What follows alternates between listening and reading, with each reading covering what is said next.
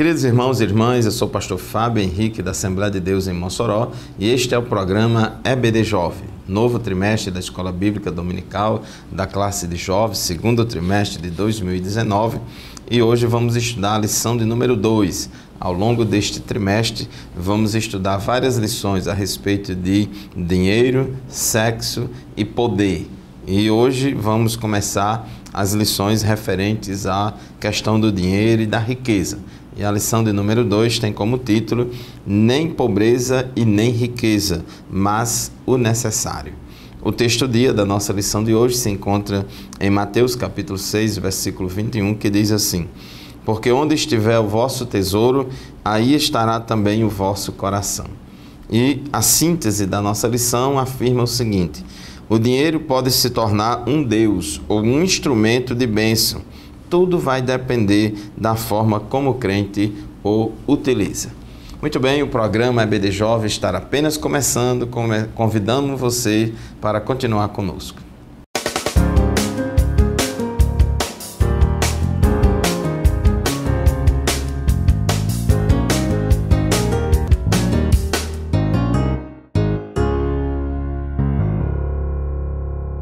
Amados irmãos e irmãs, programa EBD Jovem, estudando hoje a lição de número 2 deste trimestre, Nem pobreza e nem riqueza, mas o necessário. O título da nossa lição vem do versículo de Provérbios, capítulo 30, versículo 8, a parte B, onde Agur orava, ao Senhor, e aconselhou, não me deis nem a pobreza nem a riqueza, mantém-me do pão da minha porção acostumada.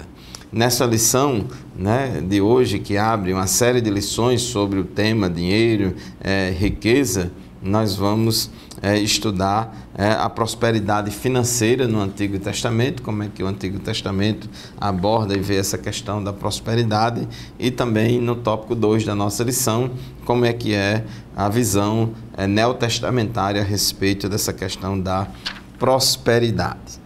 No tópico 1.1 da nossa lição, a prosperidade é atrelada à obediência. Aqui na leitura bíblica em classe, temos o texto de Deuteronômio, capítulo 28, versículos de 1 a 6, e no versículo 1 diz: E será que se ouvires a voz do Senhor teu Deus, tendo cuidado de guardar todos os seus mandamentos que eu te ordeno hoje, o Senhor teu Deus te exaltará sobre todas as nações da terra, e todas estas bênçãos virão sobre ti e te alcançarão quando ouvires a voz do Senhor teu Deus.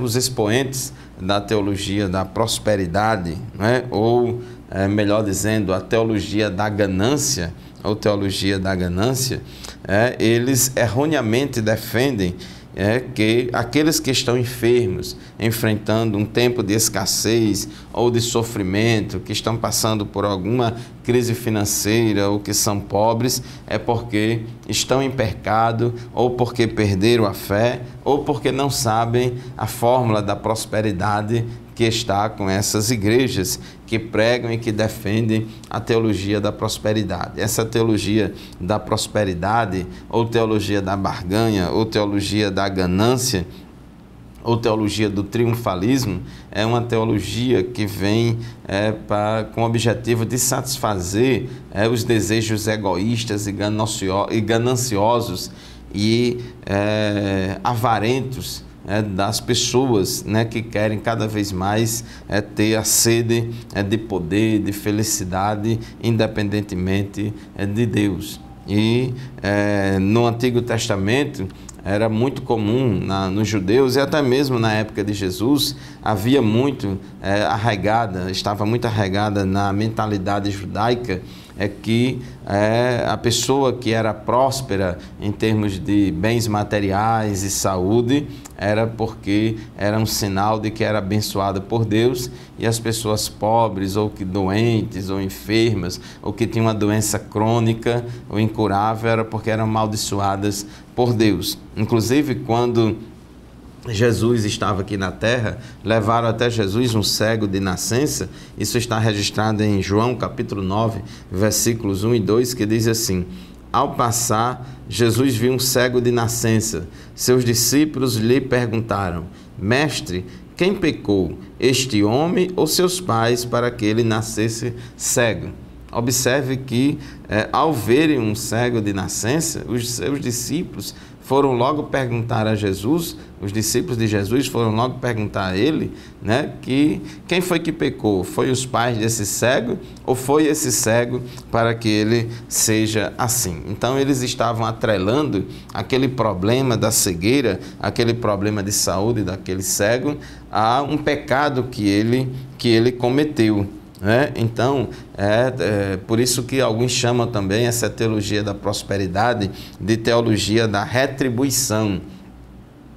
As pessoas que estão passando um problema financeiro ou de saúde, consequência, é uma retribuição pelo pecado, pelas suas falhas, pelas suas fraquezas ou pela sua burrice de não conhecer a fórmula do sucesso e a fórmula da prosperidade. Então, segundo os ensinos errôneos desses falsos profetas da teologia da prosperidade, que está muito disseminada na televisão, em muitos programas de televisão e em muitas igrejas neopentecostais, essa teologia é bem destacada no livro de Jó. Nós vemos no livro de Jó que Jó estava passando por problemas sérios, tanto problemas de ordem econômica, familiar, como problemas financeiro, material.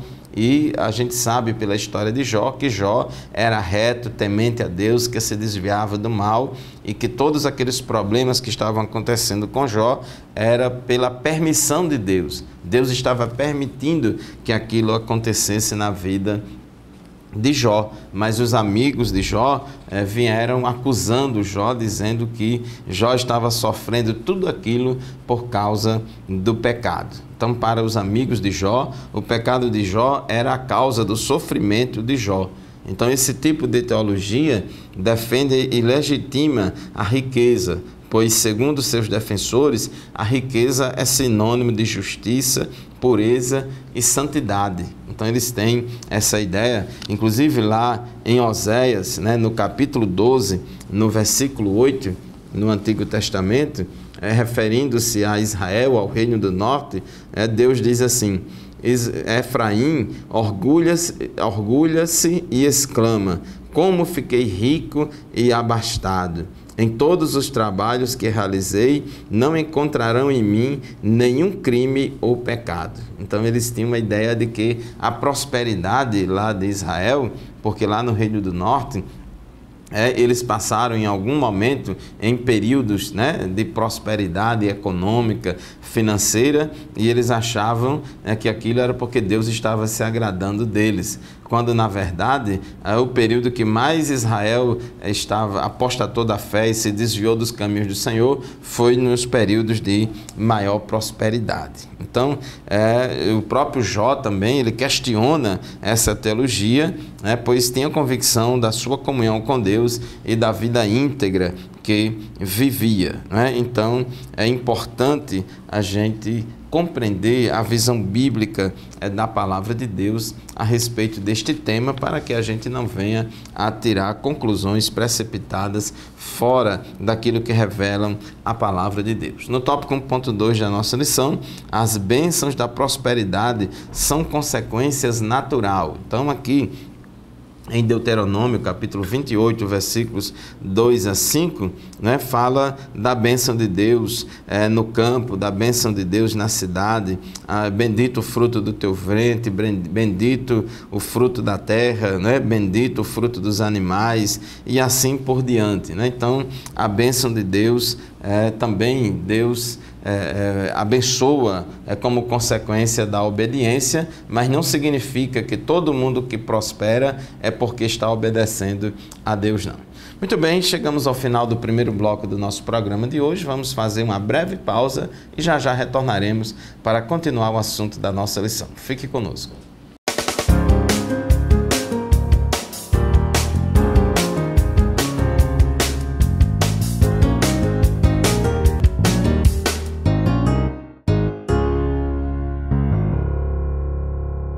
Queridos irmãos e irmãs, estamos de volta com o programa EBD Jovem, estudando hoje a lição de número 2, nem pobreza e nem riqueza, mas o necessário. Já começamos aqui a estudar o tópico 1.1, vamos agora para o tópico 1.2 da nossa lição. As bênçãos da prosperidade são consequências naturais. As bênçãos não são buscadas, elas são atraídas pela atitude obediente daqueles que ouvem e obedecem a Deus. Em Deuteronômio 28:2 diz: e todas estas bênçãos virão sobre ti e te alcançarão quando ouvires a voz do Senhor teu Deus. Então a preocupação maior do crente deve ser em buscar o reino de Deus e a sua justiça, e todas essas coisas vos serão acrescentadas, como disse Jesus. A nossa preocupação maior é andarmos com Deus, vivermos em comunhão com Deus, e bênçãos nos acompanharão. As bênçãos nos acompanharão, são consequências naturais. A gente tem que entender, conforme Gálatas 6 e 7, a lei da semeadura e da colheita. Não se deixe enganar, de Deus não se zomba, pois o que o homem semear, isso também colherá. Então, se uma pessoa planta boas sementes, vai colher bons frutos. Agora, se a pessoa planta sementes más, vai colher maus frutos. Então, é importante que nós saibamos administrar os bens materiais, que a gente tenha educação financeira, que a gente saiba planejar para que a gente não venha a ter problemas. Jesus, ele ensinou em Lucas 14:28, qual de vocês, se quiser construir uma torre, primeiro não se assenta e calcula o preço para ver se tem dinheiro suficiente para completá-la? Jesus está aqui, ele está ensinando a importância do planejamento, de avaliar os prós e os contras, para fazer um projeto para saber dimensionar cada coisa e saber se dá certo empreender aquela obra. Então, educação financeira, administração financeira, administrar os bens e os recursos que Deus nos deu é muito importante para que a bênção da prosperidade venha sobre nós. Qual seria o resultado na vida de uma pessoa que teme a Deus e obedece, procura viver uma vida honesta, dedicada à sua família e ao trabalho? É evidente que as consequências são as melhores possíveis. O crente que serve a Deus, ele não vai gastar dinheiro com besteira, não vai gastar dinheiro com vícios, ele não vai viver uma vida ociosa, na preguiça. Ele vai trabalhar, ele vai produzir, ele vai sustentar a sua família, e isso vai trazer prosperidade. Salmos capítulo 1, versículo 3, a Bíblia diz que o justo é como uma árvore plantada junto a ribeiros de água, que dá o seu fruto na estação própria, e tudo quanto fizer prosperará. Observe aí como Deus abençoa aquele que é fiel a Deus, aquele que serve a Deus. É como uma árvore plantada junto a ribeiros de água. Tudo quanto fizer prosperará. Provérbios 10:22 diz que a bênção do Senhor enriquece e não acrescenta dores. Então, a prosperidade, meu irmão, minha irmã, não é um sinal da aprovação do Senhor, embora Deus pode fazer alguém prosperar. Deus faz alguém prosperar economicamente, Deus pode sim fazer isso, e tem feito e faz isso. Mas isso não deve, a busca da prosperidade não deve ser um fim em si mesmo. E também não podemos generalizar e dizer que toda pessoa próspera economicamente é abençoada por Deus, porque isso não é verdade. Temos que ser sábios e pedir discernimento ao Senhor.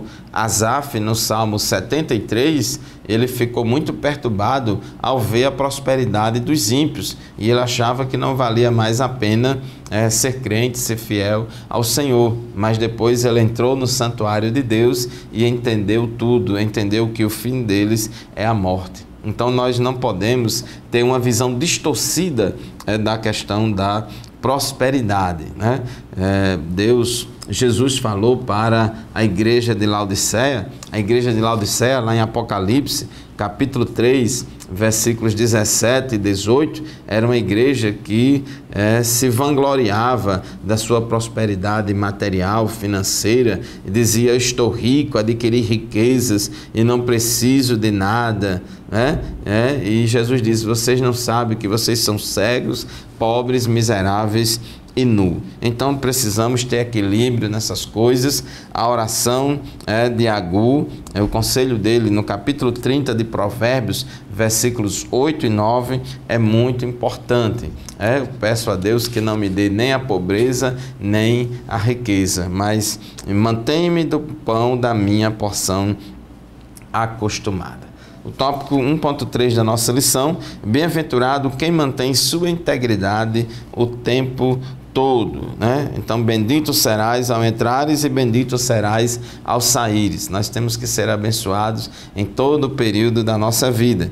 Tem pessoas que começam bem, mas terminam mal, né? E tem pessoas que até começam mal, mas depois termina bem. Então a gente precisa ser fiel ao Senhor e andar na presença de Deus em todos os dias da nossa vida. Se você prosperar economicamente, meu irmão, se você ascender socialmente, não se esqueça de Deus. Não faça como Jedutum, que engordou e deu coices, mas que você continue humilde, servindo a Deus, sendo generoso, amando o próximo como a si mesmo e contribuindo para a obra de Deus. Há pessoas que, quando prosperam economicamente, elas mudam, tem uma visão distorcida das coisas. Então, segundo os padrões bíblicos, uma vida próspera é uma vida de comunhão com Deus e de obediência aos princípios bíblicos. É a Shalom de Deus. Então, fique com aquele conselho de Eclesiastes 7:8.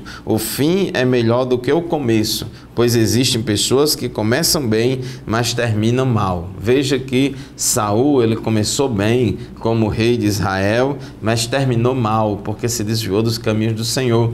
Jacó, por outro lado, ele começou mal, atropelando aqui e acolá, enganando, suplantando, mas depois ele foi se endireitando, foi se ajeitando e terminou bem melhor do que quando começou. Então, o ideal é a gente andar na presença do Senhor, e se as riquezas vêm na nossa vida, se a gente prospera em alguma coisa, a gente não pode esquecer o Senhor e nem pode ter a riqueza como um fim em si mesmo. O tópico 2 da nossa lição: prosperidade financeira e o cristianismo. Então aqui o nosso comentarista toma como base Mateus capítulo 6, versículos 19 a 24, para poder debater e estudar esse assunto. Nós vamos fazer mais uma pausa e já já nós retornaremos para continuar o estudo da nossa lição. Fique conosco.